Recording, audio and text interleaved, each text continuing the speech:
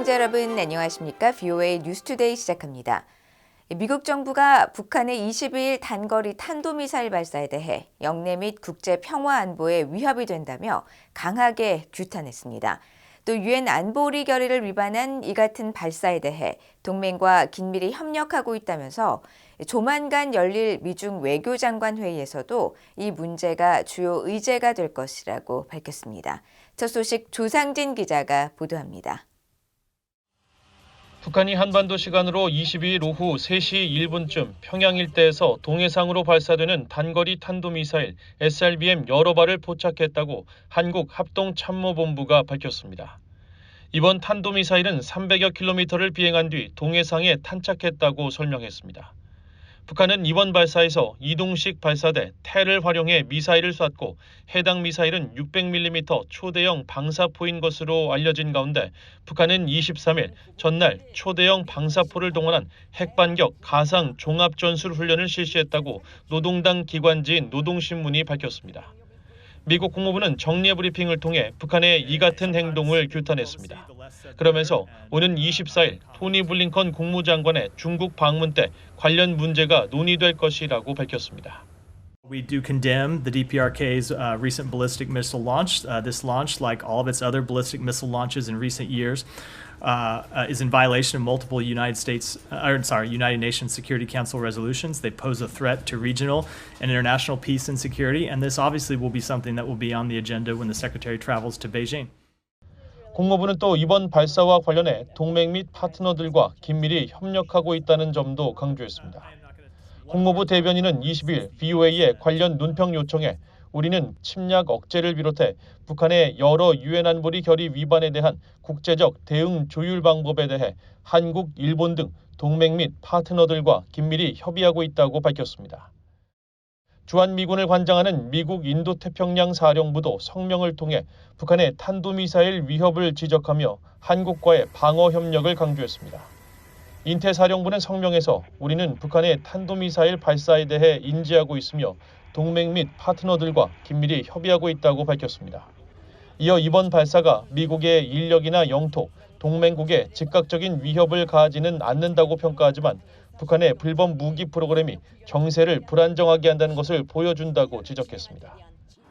인도태평양 사령부는 한국과 일본에 대한 미국의 방위 공약은 철통 같다면서 기존의 분명한 입장을 거듭 강조했습니다. VOA 뉴스 조상진입니다. 유엔은 북한이 20일 동해상으로 단거리 탄도미사일 SLBM 여러 발을 발사한 것과 관련해 북한의 탄도미사일 기술을 이용한 미사일 발사는 관련 안보리 결의에 대한 명백한 위반이라며 비판했습니다. 플로렌시아 소토 니뇨 유엔 부대변인은 이날 VOA에 유엔 사무총장은 한반도 상황에 대해 여전히 우려하고 있다면서 이같이 밝히고 외교적 관여는 지속 가능한 평화와 한반도의 완전하고 검증 가능한 비핵화를 위한 유일한 길이라고 강조했습니다. 유럽연합도 이날 VOA에 북한은 불안정을 야기하는 행동을 중단하고 미국과 한국이 표명한 대화에 건설적으로 호응할 것을 촉구했습니다. 타이완도 VOA의 영내 평화와 안정을 훼손하는 북한의 악의적인 탄도미사일 시험 발사에 대해 다시 한번 엄중히 규탄한다면서 타이완은 북한의 여러 도발에 계속 주의를 기울이고 유사국과 협력해 권위주의적 팽창과 침략을 억제하기 위해 노력할 것이라고 밝혔습니다. 한국과 일본, 호주, 뉴질랜드 등 아시아 태평양 4개국이 영내를 넘어 국제 문제에서 역할 확대를 모색하고 있다고 커트 캠벨 미국 국무부 부장관이 밝혔습니다. 워싱턴의 민간 연구기관인 미국 평화연구소가 22일 주최한 북대서양조약기구 나토의 정상회의 관련 대담에 참석한 캠벨 부장관은 기조 연설을 통해 나토와 인도태평양 국가 간 협력의 중요성을 설명하면서 이같이 밝혔습니다. 그러면서 우리가 점점 더 많이 보고 있는 것은 동북아 국가들과 유럽 사이의 연결이 긴밀하고 중요하며 더욱 발전돼야 한다는 책임 있는 목소리라고 강조했습니다. 캠벨 부장관은 또 이 같은 유럽과 아태 국가 간 협력 증대와 관련해 한일 양국 국내에서 반대의 의견이 있다는 것을 알고 있다면서 미국은 이런 협력이 각국과 미국의 이익에 부합한다는 점을 전략적으로 공식화하고 서로 최선의 방법으로 협력할 수 있도록 장려해야 한다고 말했습니다. 이달 말 활동을 종료하는 유엔 대북제재위원회 전문가 패널을 대체할 새 기구의 실효성을 높이기 위해서는 많은 나라들을 참여시켜야 한다고 전 대북제재위원이 강조했습니다. 중국과 러시아의 제재 위반 행위를 공개하고 각국의 독자 제재를 다자 제재 체제로 전환할 필요가 있다는 제안도 나왔습니다. 조은정 기자가 보도합니다. 미국 노트르담 대학의 조지 로페즈 명예교수는 최근 VOA와 영상통화에서 뉴욕 외교가에서 대북제재위 산하 전문가 패널의 대안과 관련한 다양한 방안이 논의되고 있다고 밝혔습니다. 2010년부터 2011년까지, 이어 2022년부터 2023년까지 전문가 패널에서 미국 측 대표로 활동했던 로페즈 교수는 유엔 총회를 활용하는 것이 성공 가능성이 높다고 말했습니다. My perfect system, if you don't mind saying it, is a smaller unit in the General Assembly, which has a great deal of interaction with a number of existing international monitoring units that might cover the areas like international maritime illegal behavior, arms smuggling, nuclear proliferation concerns. 반면에 북한 주재 영국 대사를 지냈던 알라스테어 모건 전 유엔 대북제재위 전문가 패널 조정관은 전문가 패널의 대안으로 유엔 밖의 체제가 확실히 실현 가능하다고 말했습니다. 지난 2016년 12월 유엔 총회가 창설한 시리아 조사 메커니즘과 같은 형식을 본딸 수 있다는 의견도 있지만 유엔 총회의 성격을 규정한 유엔 헌장 13조에 제재 관련 활동이 규정돼 있지 않아 유엔 밖 체제가 현실적이라는 설명입니다. It's certainly feasible outside the UN. You already see other member states cooperating in areas of monitoring. I mean, the most clear-cut case, I think, is probably the maritime evasion of sanctions, where you have had the United Kingdom, France, Germany, Canada, Australia, the Republic of Korea, Japan, others, in different combinations, and sometimes sharing information, monitoring the maritime evasion of sanctions. 후르카와 가스이사 전 대북제재위 전문가 패널 위원은 미한일 3국이 G7, 주요 7개국과 유럽연합, EU, 호주와 함께 유엔 대북제재 위반을 조사하는 새로운 다자팀을 구성해 유엔 패널 기능을 이어가야 한다고 말했습니다. 그러면서 새로운 다자 조사팀이 유엔 안보리 결의 위반에 대한 모든 가능한 사건을 조사하고 제재 위반자를 식별하고 자세한 설명과 강력한 증거를 담은 조사 보고서를 공개적으로 발표하는 것이 중요하다고 강조했습니다. 또 중국과 러시아는 조사의 진전은커녕 방해만 할 뿐이라면서 중국, 러시아의 참여를 배제하는 것이 새로운 조사기구의 실효성을 높일 것이라고 말했습니다. 그러면서 새로운 기구에 유엔 회원국들이 광범위하게 참여하고 자체적으로 조사를 실시해 신뢰성과 투명성을 확립해야 한다고 말했습니다. 특히 각국의 일방적 제재를 다자 간 연합에 의한 다자 제재 체제로 전환하는 것이 매우 중요하다면서 가능한 한 많은 유엔 회원국들이 유엔 안보리 결의 의무에 따라 위반자의 제재를 부과해야 하고 제재에 참여하지 않는 다른 국가들을 설득하기 위해 함께 노력해야 한다고 강조했습니다. VOA 뉴스 조은정입니다.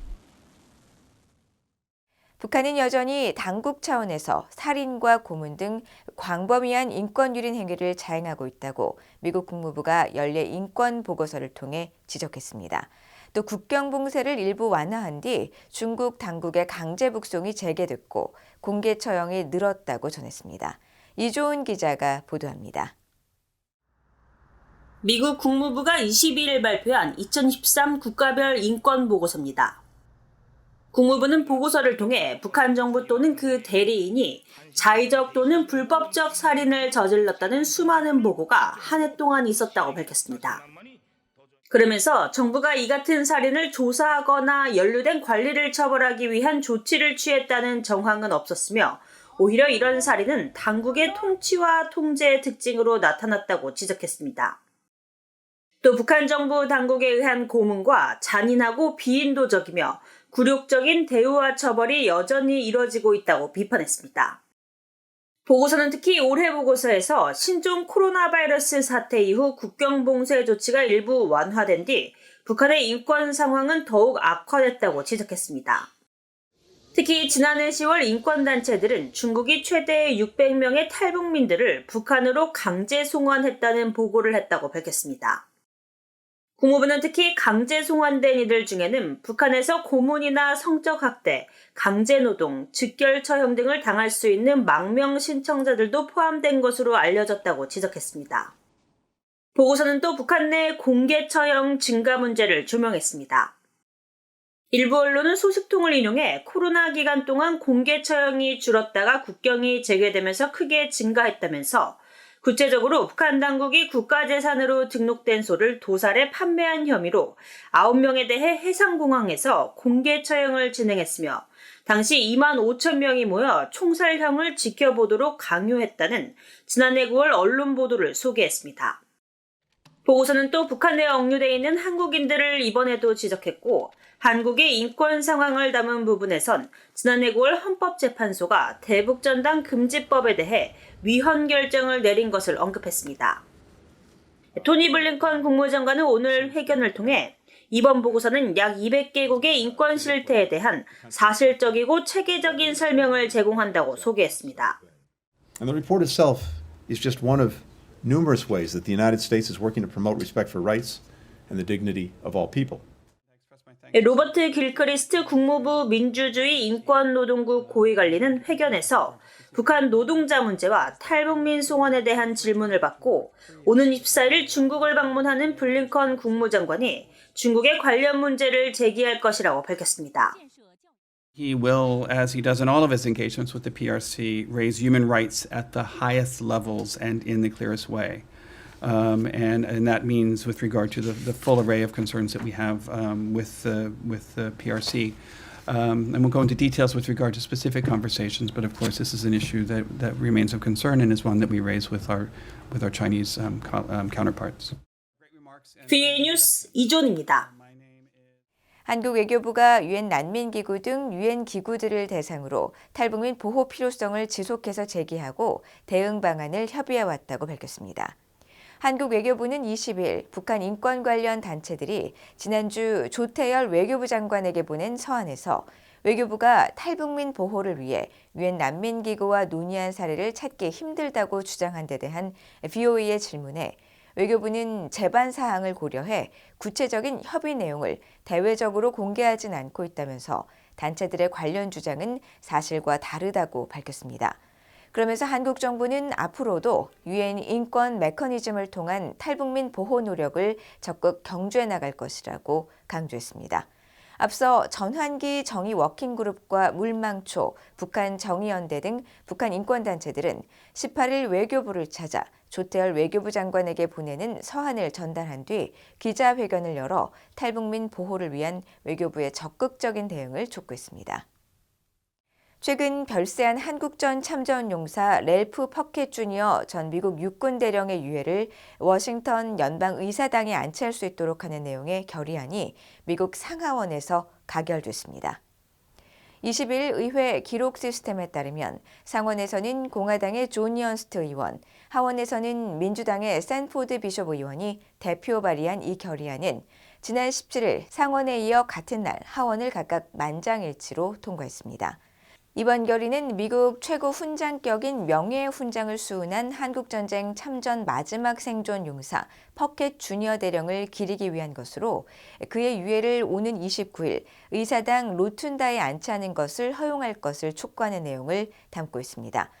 퍼켓 주니어 대령은 1950년 11월 25일 미국 제8군 유격중대 중대장으로 한국전에 참전해 평안북도 205 고지진지를 6차례에 걸쳐 사수하고 대원들의 목숨을 구하는 데 큰 공을 세웠으며 지난 8일 조지아주 콜럼버스 자택에서 97세를 일기로 별세했습니다.